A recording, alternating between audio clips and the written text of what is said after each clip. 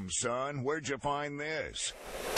Alright, welcome back. As you can see, I'm in the shed today. The weather's still crap, the fishing's been even worse, and yeah, as you can tell by the videos, it's been very slow lately. It isn't from lack of trying, I've been fishing heaps, but I have also had some big things coming up. As you saw, I just did Weeper in April, and then on Saturday, which is 2 days from now, I'm heading back to Papua New Guinea.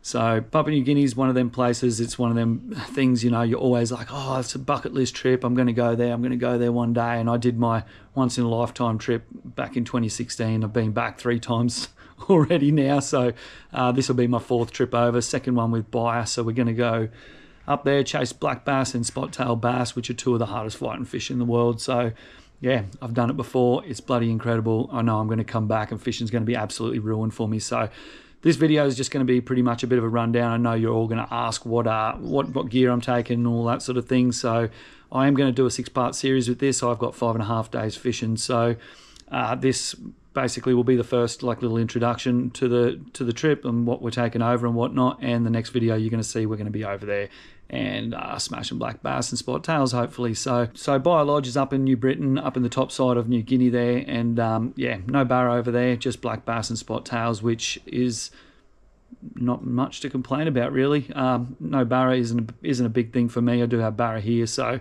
yeah, and the spot tails are much more appealing, and you're going to see in these videos that these things are just like a jungle perch. They're very smart, very switched on. They will track your lure as it flies through the air and whatnot. So it is, yeah, one of my favourite species. I would say they're probably my favourite species overall. So they fight as hard as the black bass. They're a lot more alert, and you know, you can spook them a lot easier. So you only really get 1 or 2 shots at the bigger fish, which, you know, keeps it interesting. As I said, this is going to be a bit of a video run through of all the tackle I'm taking. I'm pretty much prepped up. Tomorrow we're jumping in the car and we are heading up to Cairns, and then Saturday we're flying out. So yeah, I've got all my stuff laid out here on the bench.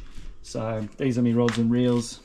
I'll run you through each combo, and then I've got all my gear packed up in the bucket mouth. So as you can see, pretty well stocked in here, all tackle underneath. So probably got way too many lures, way too many lures, but yeah, that's all right. The beauty of this big bucket mouth is I can throw this under the plane, put a couple of padlocks or zip ties on there, and lock her all up, and my tackle's all safe. So yeah, I'm going to go through each tackle box. I'll give you a bit of a run through on all the lures and whatnot that I'm taking, but first I'll start with the rods. So all right, so yeah, I'll start with the big dog. That is my heaviest setup I will be taking. That is a 100-pound braid on there, and that's a 400 Conquest in the new MD. I just got there. I got these the other day, so they only just arrived in time. But last time I took the normal older Conquest with the lower gear. So these are an XG.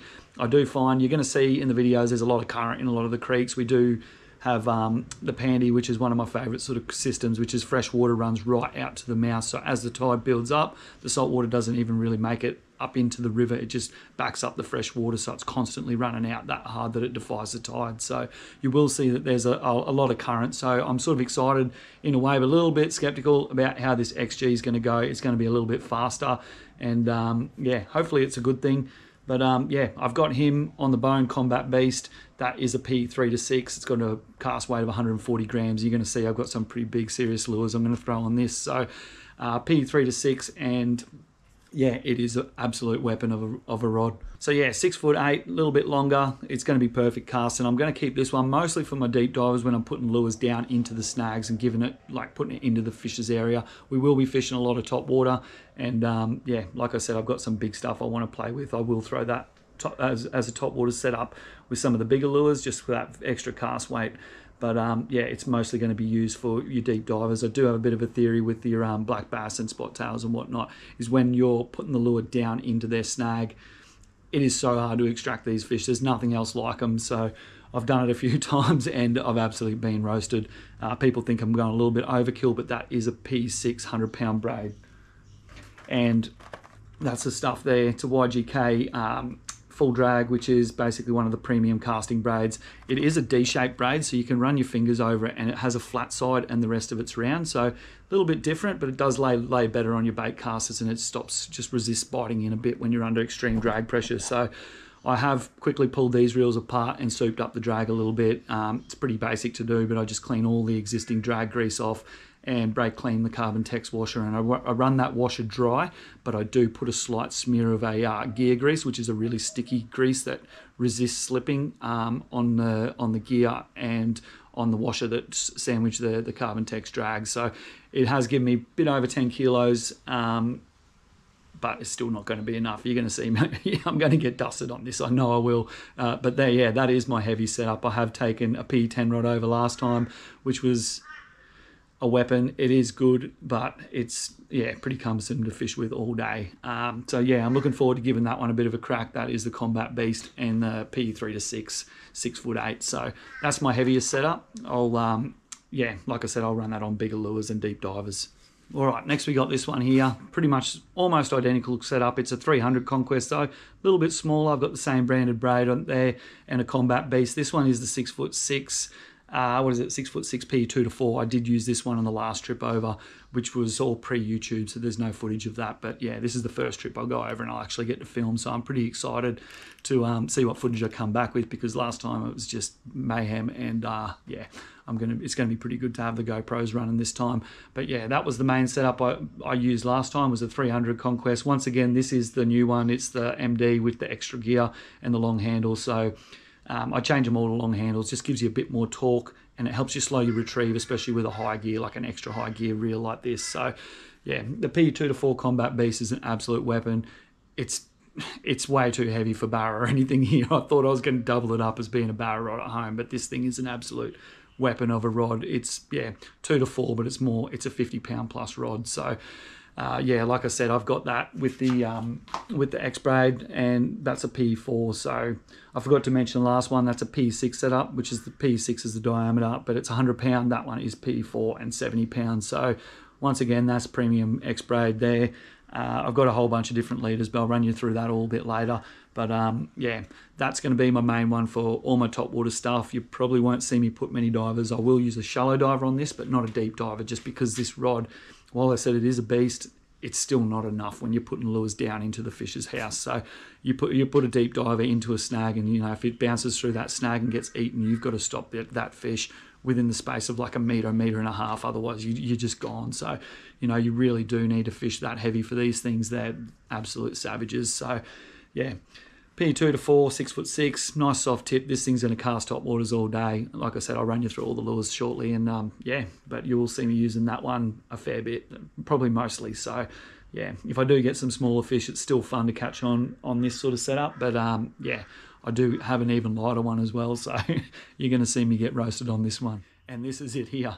So this is a little 200 Conquest. You see me use these in the creeks all the time.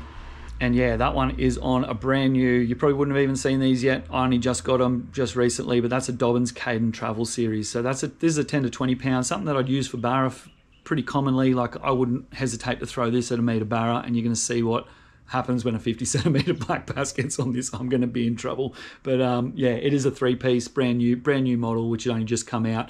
200 size Conquest. This is the older one, so it's a little bit bigger, and I've beefed up the drag on this. I've beefed it up on all of them with the same method that I've explained on the 400. So yeah, like I said, brand new rod, bit of a toy. Last time I was there was a couple of patches where there was some smaller fish kicking around, and it was just constant smaller fish. So that's where I'm going to pull this out, and I'm probably going to do some dumb stuff with it.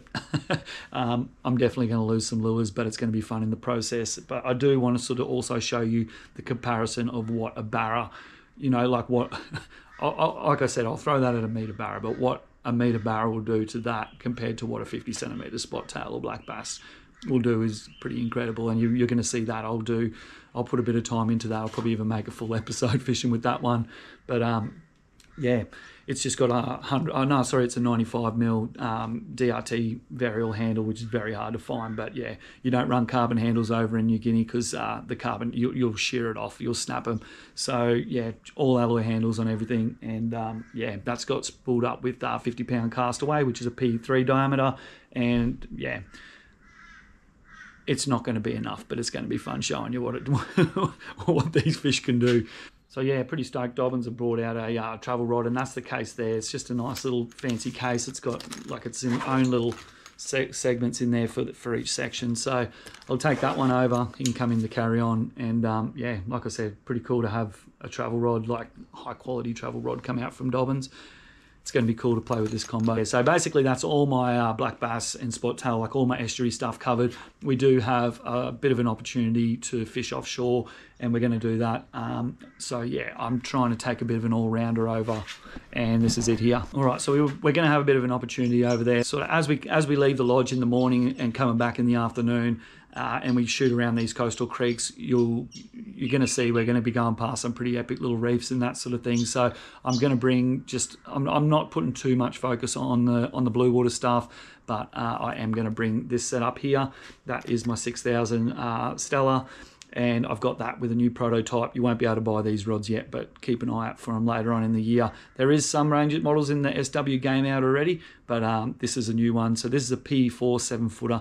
So I've chosen a 7-footer as a bit of an all-rounder. I can do a bit of casting. I've got some stickies and stuff there, but then I can also drop a vibe, or I can drop down some soft plastics and that. You know, as we're scooting past the reefs in the morning, if we see something cool, like, we're going to stop in, pull in. So that, yeah, that's a bit of a, you know, random one. I haven't done any blue water stuff really over in New Guinea, other than just stopping on the way back last time and had a few casts. We caught wrasse, MSPs, big red bass, like heaps of cool stuff in a really short window. So this year I'm going to take something over a bit more specialised, because last time we did fish with our bait cast combos on the reef, which are definitely not fast enough for some of them better fish. But I've just got that spooled up with a brand new one from Sunline. That's it there. It's P4, full contact. I believe that's 63 pounds, so it's pretty up there. It's a little bit coarse and like a little bit rough, but I feel like this is going to be a good braid. I haven't tried it before. It's brand spanking new, like literally only just come out in the last few months. So pretty keen to give that a bit of a crack. That colour's going to be nice. I'm going to be able to see where my lure is and whatnot. So it's not really the ideal setup for bottom bashing, and it's not quite long enough for top water, but I don't want to be fishing like soft plastics down deep or vibes with anything over 7 foot. I just find that shorter length is just that, you know, perfect sort of, that sweet spot is around 7 foot, I seem to find. So yeah, that's what I'm going to run that one for. But I'm pretty excited to have a few lures and a setup to go and have a bit of a crack at the blue water this time, instead of just fishing the bait casters. So yeah, a little bit more prep involved this time, but yeah, that's the combo there that you see me using when we go offshore. So I don't know how the best way to show you this is, but basically you've all seen bucket mouths in the shops, but they've been around for quite a while now. But yeah, I took this up to Weeper, and it was awesome for just carrying like bulk tackle. So as you can see, I'm fully loaded here.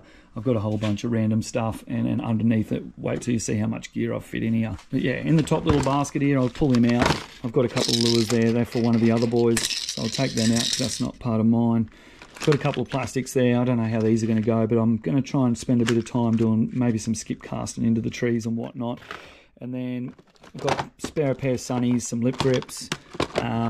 Underneath here, I've got all my splitties that I've just run into one of these little Versus boxes. So all these are these Van Fulk 4X rings. So as you can see, number 4 is a 90-pound ring, which is, yeah, right up there with the top of the range sort of stuff. And they're pretty well priced. And then in the solids over here, you're going to see me, I'm running, that's them there, but I'm going to run these. I'll tie to my solid, and I'll use a splitty to change lure. So there's no clips and there's no muck around over there. It's all pretty serious and not really there to play games. So that's that side. Leaders, I've got some 80-pound fluoro in case the fishing's tough, and then I've got a couple of spools of 130, 100 and 130 in the nylon shock leader. I will use this a fair bit.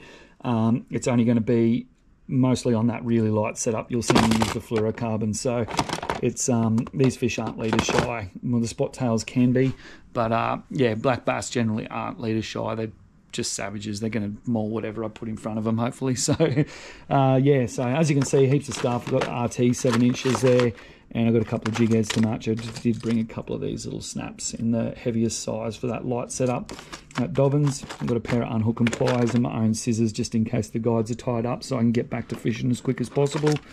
Got a couple of sets of singles for the offshore lures. I did bring something worth mentioning. I've got 2 pairs of splitty pliers in case I lose one. And then I've also bought just a couple of tools just to pull apart reels if I need to. So yeah, a couple of tools in case I need to pull apart reels. That's actually a diver tool that come with the RCS handle years and years ago. I actually got a couple of them, but that is very handy. I can basically break a reel down to almost nothing with that alone. So if anything does happen over there, I can, you know, get to work and get things going again. So basically that's the top of the box. That's going to be, you know, just all my little knickknacks that I'll be taking over. And then you probably saw that before, I'm going to try and glide back a black bass. I don't know how it's going to hold up, but it's going to be fun trying. You're going to see it. It's going to be part of the video. So yeah, I've got that one. I do have another one rigged up in the box there. But yeah, just like the terminals, I've gone in with my trebles and whatnot. I've got them all rigged up, all packed away in this tackle box here. I am running a whole bunch of these this time. It is a Van Fook CT78. That is the strongest hook on the market. That is a 5 extra strong, and I've got them in 2.0s, 1.0s, 1s, 2s, and 4s. I just had to arrange them like that for that little compartment to have the 4s. But yeah, that's them there. Very premium hook, Japanese made. So I'm going to give them a bit of a run. And yeah, you're going to see how they go, but I'm pretty confident in them. I do also have some Vipers there and a couple of Raptors from BKK, so there's a little bit of extra there, and I've got a few extra packets of 2.0s for when shit gets hectic. So as you can see in here, I've got everything labelled really nicely. You've got timber, offshore, top water 1, top water 2, deep jerks and shallow cranks. So I'll run you through them now. All right, I'm going to run you through my favourite box first, and that is the timber. These are all handmade Aussie lures. This one needs no introduction. That's Deep River, one of my favourites. And he's made me some special lures which literally arrived like half an hour ago. That's like a, what's that? It's got to be 130 or 140 mil pilly, I reckon that is. But yeah, I got a little note with what size hooks to run on. He reckons 1.0s for these, and then this one's a Bonnie.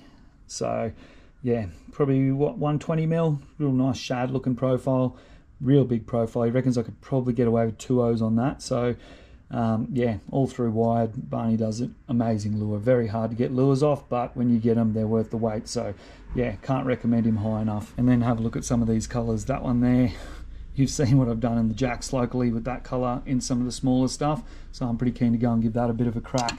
And then he's also sent me this one over as well, which Ellen tried to claim already, but it's definitely not going to her. That's going to get mauled up by a black bass, and I'm going to bring them home as trophies, hopefully. Next up's one of the favourites from the last trip I took over there. That is an Illusion lures from a guy called Wall up in Cooktown. Once again, very hard to get a hold of. The lure shop in Cooktown might have a couple left, but I do have a couple of these that I'm going to take over. So nice natural one there. These are 150 mil wedge tail. I believe they're 150 mil wedge tail they're called. But yeah, I'll rig them up with some 2.0s. But yeah, last time we went over that one there, got absolutely mauled, and I left it over there and hung it up at the lodge as a trophy. So if you've been there since I was there in 2019, you would have seen this hanging up on the wall all busted up. So had to get another one for this trip, and yeah, that's where that's going. If he gets mauled, he's going on the wall as well.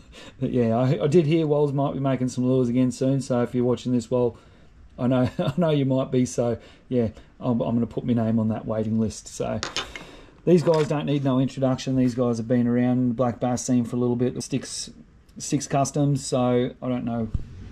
I'm not sure what these ones are called. The RMAT boys who are coming with me grabbed a couple, and they gifted me a few of them. So yeah, as you can see, beautiful craftsmanship and very heavy duty hardware on them. So that one's what, 150 odd mil. Looks like it probably be a 3 to 4 meter diver, and it's got rigged up with 2.0s out of the, like, well, that's basically how he rigs them. So I believe that's a 5 extra strong fang by the looks of it. Very strong hook, so very nice workmanship, twisted wire right through. So I'm going to see how that goes. Yeah, I've got him in a little bit smaller one there as well. So a couple of extra ones to play with, and then I just didn't have a home for it, but that's the glide bait that I'm going to throw. These things are going to get destroyed, but yeah, Mollick's glide bait, 178, slow sinking.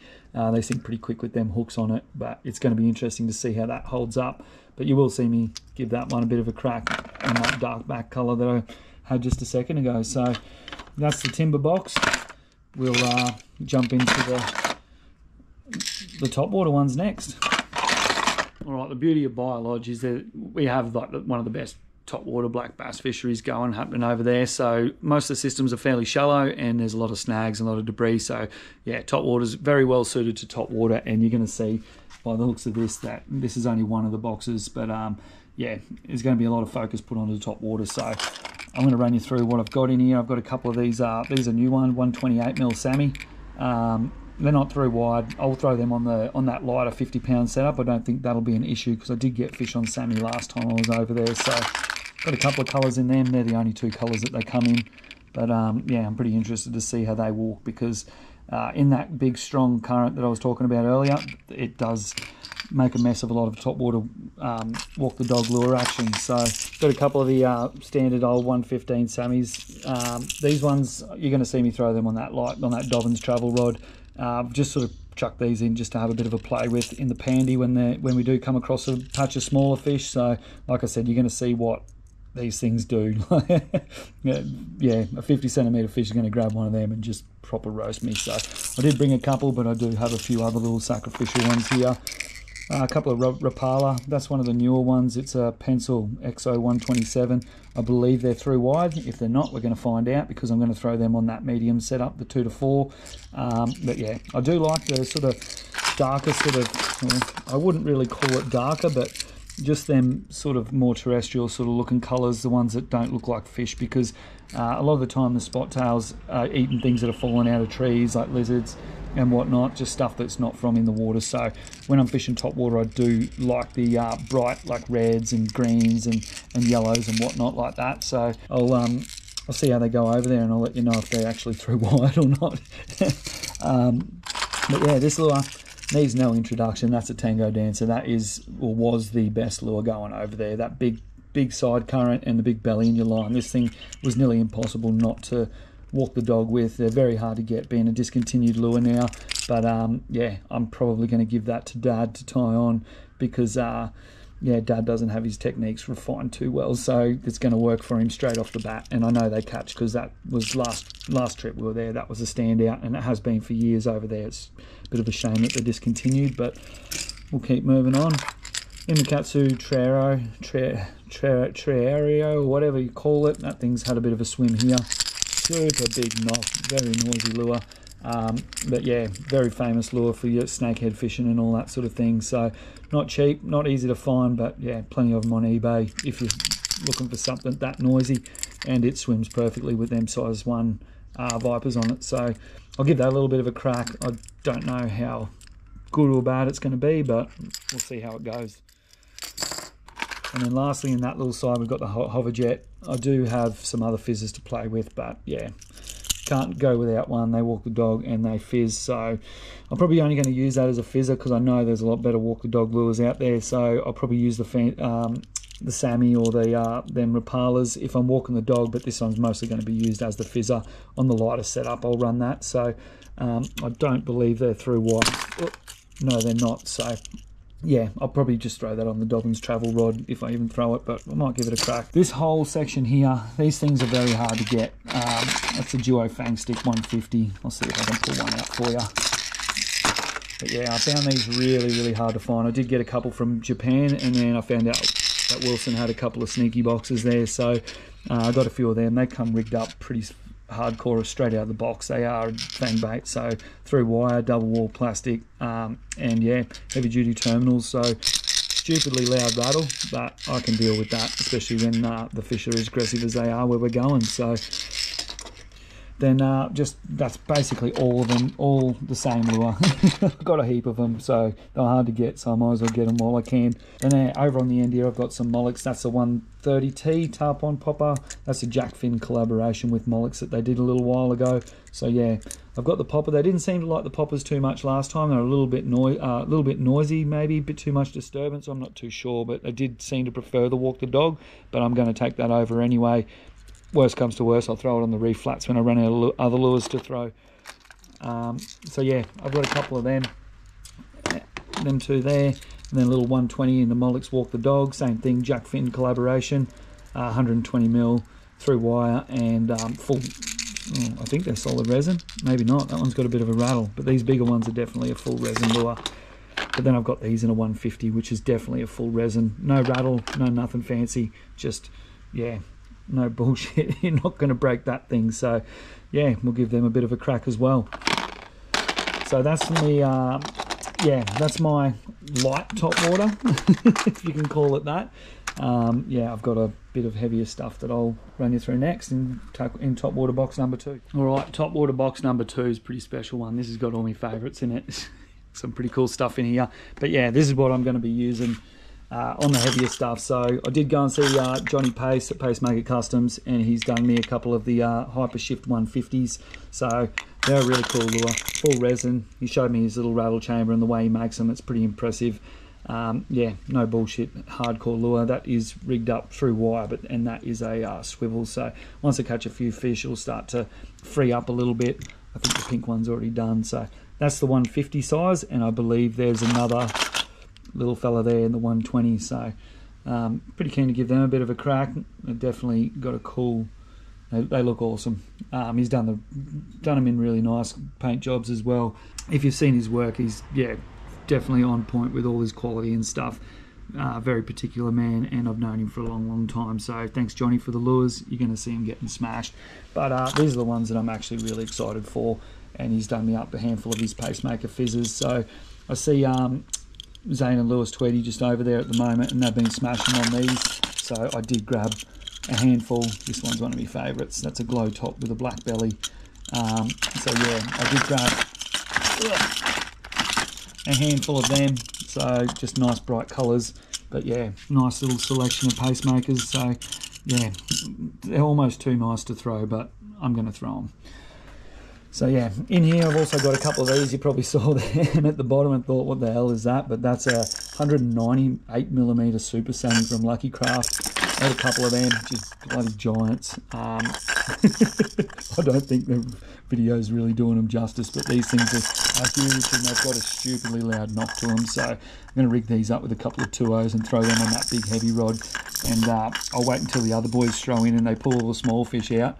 And I'll throw this big dog in there, and he's going to get mauled by the big one that was too cautious to eat on the foot when the other boys threw him in. But yeah, there's another little fizzer. I got him, I can't remember, TaylorMade I think it was. Picked him up at Atherton Bait and Tackle last time I was up there. I seen it, and I'm like, oh, that's a good little one. I'll throw that on the Dobbins travel rod. So just a little fella, but I didn't have any room in that other box. Once again, another little one, but that's a Blackledge, old Johnny Brooks special, that one. Yeah, he gave us them a while ago now, and I've thrown them a few times, but yeah, I think doing it the ultimate justice in PNG is going to be where it's at. It's a shifter, and I believe it's probably about 120mm maybe. So yeah, I got this one. This is 150mm top water Walk the Dog. You've seen me throw this out on the reef. It's had a hard life already, but you can't really tell. This guy's Howard HJK Lures up in Innisfail. He does an awesome job. Very hardcore lures, all through wide, 2.0s on that. Floats perfectly, walks a dog nicely. So yeah, I'll give that a bit of a crack as well while I'm there. And then lastly, I've got this big dog, and that is the big Dow's one from Jackal. Bit of a novelty, that one. I'm definitely going to snap it, but it's going to be fun to throw something stupidly big while everyone else is throwing smaller stuff. So I threw that in just as a bit of a novelty, like I said. And yeah, I'm going to put a couple of 2.0s on and probably break it, but it'll be fun to do. Just got a couple of extra little blades there for the fizzers, just in case the bass smash them up. But yeah, she should be all good. That's it for the top water stuff. So yeah, like I said, top water's where it's going to be at over there. I've done a lot of top water fishing there already. I've only been on one trip, but basically we've fished from, you know, the first thing in the morning right through till about 10 o'clock before the sun gets too high and there's not many shade pockets. But yeah, so we're gonna have hours of top water each day. So that's why I've got so many of them. But yeah, throughout the middle of the day, I'll switch her up and I'll go to that timber box, or I'll run you through this one. This one here is just jam-packed with Reddick 120s, DS 120s and Duo Fang baits. So these things in this colour are nearly impossible to get at the moment. But yeah, whether they don't have any in stock worldwide or what, I'm not sure. But I know that's the old faithful, but I do want to go and give these a crack, because I don't believe that the fish would have seen too many of them. So that's the DS 120, all through wide, and I reckon I'm going to probably put a 1.0 on them. As you can see, I've got a good range of colours. Black and gold, chartreuse, Cleopatra, and then grey ghost. So I'll give them a bit of a crack. I do have a couple of sneaky little 100s in there for if the fish are being really picky, but yeah, that's pretty much, that box is going to be midday special. And then if the fish aren't really playing the game on top water, if they're short strike and we're missing a few, I'm not there to play games. I don't care if I catch them on top water, how I catch them. Obviously top water is the most fun, but if they're not really committing to the top water, I did bring a whole bunch of shallow divers. So yeah, once again, that's a Reddick in the SF 150. I've got a couple of 120s there, a couple of these duo fang shads. I don't know why it's in the shallow box, but that's the Old Faithful that I took over in 2016 when they told me that they wouldn't catch a black bass, and I got a whole bunch of fish up to 32 pound on them. So yeah, little 120 Reddick, 125 SF 125. He's going to be perfect for, yeah, if they're not really committing to that top water stuff, I'll just send that one in there and hopefully that gets the job done. So yeah, I do have a DTX 120 in there as well. I haven't tried them over there, but there's no reason why it shouldn't work. So it should be in the other box, but I'm running out of space here. So yeah, like I said, I'm not really going to be focusing on fishing these shallow water stuff. If anything, if we get smashed up and I lose all my offshore lures, I'll be throwing them over the reef flats. So yeah, that's a fair rundown of most of the hard body stuff. I do have one more little sneaky box in here, which is a bit of a mix of offshore and inshore sort of and estuary stuff, and it's just some random soft plastics. So I've just chucked in a heap of ounce and 1.5 ounce jig heads, and then a couple of these ones from Baramba, which I'm going to run in some 5.5 inch RT shads, and I've also got the 7 inch that you probably saw before in the top basket. But then I've also got a whole bunch of prawns, so I'm just going to take these over and we're going to fish these around the reef edges. There is really cool coral trout species that over there called the vermicular trout or high fin trout, which go and look them up. They're pretty awesome. So I've got a bit of a bucket list thing. I really want to catch one. I tried last time and I didn't get one, but yeah, this trip I'm going to take them over. From what I can understand, they do like the deeper water. They're not so much up on the flats like our coral trout here. So yeah, that's what the prawns are for. I just know how good the prawns work on our trout here. So yeah, and then the RT shads, I'm going to go and do some Gong Li stuff, skip casting into the under the trees and whatnot, and see if I can get some top water soft plastic black bass. So yeah, bit of a random box, and like I said, yeah, all the hard packs are going to be for your offshore stuff, and then I've got a handful of the Baramba jig heads there, which I'll use on these and get it up in the snags. So that's all I've got for the inshore and estuary stuff, and I do have a little bit of a sneaky offshore box here, and it's just too hard to pack for everything. As you see, like, that's all fitting in there. So I'm running out of space pretty quickly. I've still got camera gear and rods and all my clothes and everything to pack, but yeah. So offshore gear, I've got a handful of a couple of Nomad 150 Mad Scads. I've got a heap of these guys from Noah Customs up in Cairns. I got these from Complete Angler Cairns. Little popper there, handmade, beautiful lures. Yeah, almost too nice to go and throw, but I'm going to give them a good crack while I'm over there. I've got a couple of these little Indigas, which is like a Balinese lure maker, I believe.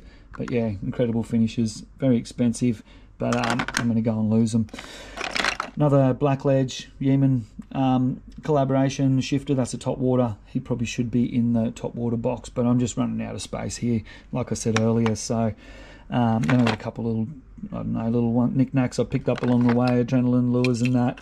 Probably give them to Dad, because Dad's only going to fish PE3 over the flats, and I'll have the PE4, so I'll give him some of the smaller stuff to use. That's a Keeling, Ocean's Legacy Keeling 123, and then I've got a 160 there as well. So that is pretty much the extent of the top water stuff. I'm not, like I said, I'm not going overboard with the top water stuff, just because there's just too much. We're going there for black bass and spot tails. The offshore stuff's a bit of a bonus. So yeah, I'm taking over the drone, I'm taking over all the cameras and stuff, so I'm looking forward to, definitely looking really forward to putting this all together and just having a bit more of, you know, than just what's in my memory from last trip, because yeah, last trip was incredible. Some of the stuff we saw was just, yeah, mind-blowing, and it's just too hard to try and explain how powerful these fish are without actually going and filming it. So yeah, definitely looking forward to going through and filming everything this time and sharing it all with you guys. So yeah, I'm going to start packing all this back together. I have already put all these in. As you can see, they fit in so nicely. All them lures in there. Then it's as simple as just throwing the basket in on top and my trebles in. So yeah, perfect for traveling. If you're a traveling fisherman, definitely check out them bucket mouths. They're probably one of the, well, Versus I've been using for over a decade now. It's definitely one of the best brands for all your tackle storage and whatnot. These guys think of everything, all Japanese made, and yeah, super tough. You can stand on these boxes, sit on them. So yeah, if you're going overseas and you want to keep everything safe, like I said, I'll just put a couple of little cable ties on here so it can't budge, but then I'll also put a couple of padlocks on as well. Yeah, can't recommend them high enough. So yeah, anyway, that's going to be us for this video. It's only a little short one just to sort of let you know what I'm taking, what I'm using. So when you see stuff, it's going to be, yeah, you'll be able to reference back or whatever. But if you are doing a black bass trip, this is probably going to be a pretty useful little video for you. Just a bit of an idea on what the fishing's like, and yeah, what sort of gear to take. I have probably gone a little bit overboard, and I do have all the gear here for myself and my dad. So I do have a fair bit of excess gear, let's call it. But yeah, as you know, when you're fishing, especially when you're going into a different country to fish, you want to be prepared for everything, and you don't want to just have one offering. So, you know, for example, if I lose my favourite lure, I've got a spare, and then that one's got a spare. So you can call that overboard if you want. I like to call it prepared. So, but yeah, anyway, that's me. I'm going to go and pack all this up now. I've got to go and pack some clothes, and like I said, I'm leaving first thing in the morning. It's 4 o'clock now. I'm going to have this video uploaded for you in about 2 hours. So yeah, anyway, stay tuned for the rest of the series. Like I said, this is part 1. There's going to be six more episodes, and I'll put them all together in a little bit of a playlist. You're going to, yeah, I'll probably just trickle them through once a month or whatever, just depending on how the local fishing's going when I get back. But yeah, if it's anything last time when I get back, nothing here is going to compare. So I'm probably going to be off fishing for a little bit. So we'll just see how we go. But yeah, fingers crossed you get some good weather, a bit more good weather while I'm gone. Like I said, you can thank me for this window, because yeah, I've had that big formula sitting there for the last 5 months and it hasn't been used. So I've got a lot of work before I get that back out. So basically, I'm just looking forward to getting over to New Guinea. It's been coming since 2019. I had a group booked for 2020 to go over, and COVID canned that, and it's finally time to go back. So yeah, very excited, and it's been a long time coming. So stay tuned for the rest of them. Anyway, that's us for now. Thanks for watching. While you're here, if you haven't done it, bloody hit that subscribe button. Helps me out a lot. Cheers.